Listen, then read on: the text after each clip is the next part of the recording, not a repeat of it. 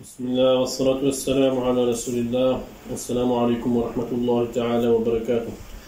Fatwa al-Islamiyya, saison 3, Fatwa 5 de Cheikh Saleh Soualioudi al-Fawzan.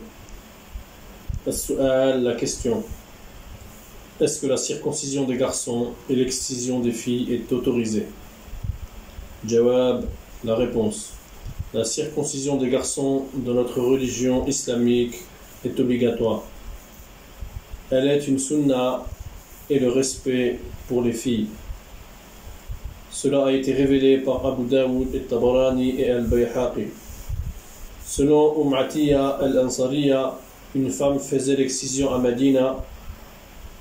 Le Nabi sallallahu alayhi wa sallam lui a dit: ne coupe pas trop, c'est-à-dire en parlant du clitoris, car ceci est la part des femmes et c'est aussi bien aimé au mari. En d'autres termes, chacun y trouvera un plaisir, la femme et le mari. Ce hadith a été authentifié par Al-Albani dans le Sahih de Abu Daoud, rahimahullah. L'explication est qu'il ne faut pas exagérer dans la coupure, dans l'excision. Et dans l'autre version du hadith, il a dit: prends un peu dans la peau quand tu coupes, quand tu excises. C'est quelque chose qui est plus proche d'elle et c'est aussi leur risque, leur part à elle, ce qui leur revient. Donc si les parents de la fille veulent vraiment le faire, il faut tailler, mais ne pas couper.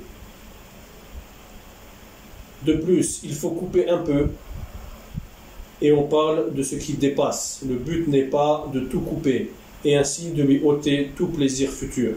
Sinon, s'il coupe trop, cela sera une injustice pour la fille et cela deviendra problématique pour le couple. Donc, pour résumer le tout, si la fille a un clitoris normal qui ne sort pas, on ne doit pas couper. Ce n'est ni obligatoire ni une sunna de couper. Par contre, si la fille a un clitoris qui sort, c'est une sunna de couper et respect pour la femme, pour qu'elle ne tombe pas dans la frivolité et dans le zina. Et à ce moment-là, personne ne va la respecter. Voilà pourquoi le prophète sallallahu alayhi wa sallam a dit: prends un peu et ne coupe pas tout. C'est-à-dire qu'il faut tailler. Il faut tailler un peu, mais ne pas couper. Le but n'est pas d'ôter le plaisir à la femme, mais de la préserver et d'éviter la frivolité. Wallahu a'lam.